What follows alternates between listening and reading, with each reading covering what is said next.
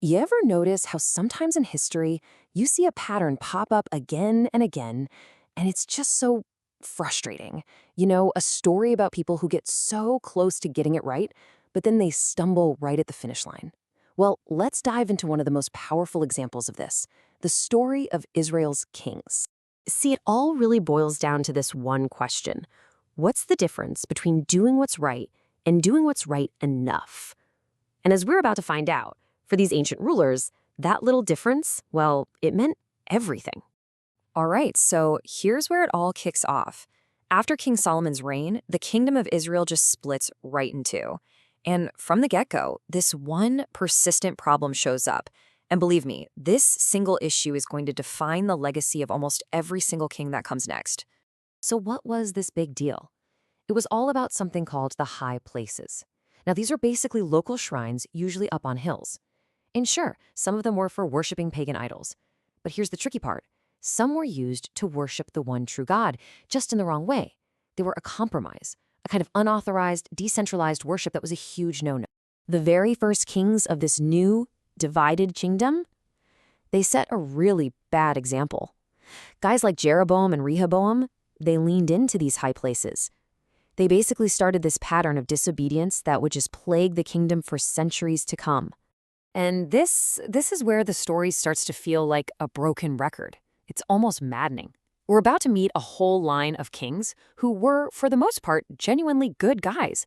They tore down idols, they fought for what was right, but every single one of them had the exact same critical, fatal flaw. So let's meet our first guy, King Asa. He shows up on the scene and it's like a breath of fresh air. After all this disobedience, you've got a real reformer here, a guy who looks like he's ready to finally clean house. And he gets to work. The record says he did what was right in the eyes of the Lord. I mean, he kicked out idolaters, he got rid of all the false gods his ancestors had set up. You're reading this and thinking, finally, a complete turnaround is happening. And then you get hit with this line. It's like a gut punch. But the high places were not removed.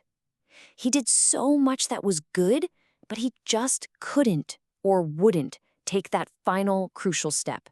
He left the compromise standing. Okay, so Asa almost got there. What about the next king in line, Jehoshaphat? Surely he saw the mistake his predecessor made, right? You'd think, okay, this is the guy. He's going to finish the job. And all the signs are good. He was another righteous king. He gets rid of the idols, and he works really hard to restore the true worship of God across the whole country. I mean, he is checking all the right boxes. It's looking great. And there it is again, the same exact failure. He restored worship of the right God, but he didn't restore the right place of worship. It's just the same story with a different king. This tragic pattern just keeps going. The next king, Amaziah, did what was right, but you guessed it, didn't remove the high places. His successor, Azariah, same exact story. And after him, Jotham, well, the high places remained. It was this deeply ingrained generational problem of being only partially obedient. Now this slide, this really crystallizes the whole issue, doesn't it? On the left, you've got the good kings. They did so much that was right, but that one little word, but, it just defined their entire legacy. Then on the right, you see what was actually needed. The difference wasn't about their good intentions. It was all about their final actions. But just when you think it's going to be like this forever, the pattern breaks. After centuries of this frustrating compromise, two kings finally came along who got it. They understood what had to be done.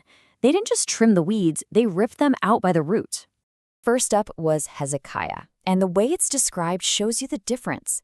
It says he removed the high places. He broke the pillars. He cut down the idols. There was no but. There was no hesitation. His obedience was total. And then came Josiah, and his reform, it was even more intense. He didn't just remove the high places. The text says he defiled them, broke them down, burned them, and get this, crushed them into powder. He basically declared all-out war on this lingering compromise. So, okay, problem solved, right? We had these two incredible kings. The nation is finally on the right track for good. Well, the story takes one more really fascinating and kinda cautionary twist. It's the story of Manasseh, who was Hezekiah's own son. He ends up being one of the most wicked kings in Judah's entire history. He literally rebuilt the very same high places his father had worked so hard to destroy. But then, and this is an incredible turn, at the very end of his life, after all that, he repents and he's pardoned. It's just a powerful lesson that even total reform can be fragile, and that grace can show up in the most unexpected ways.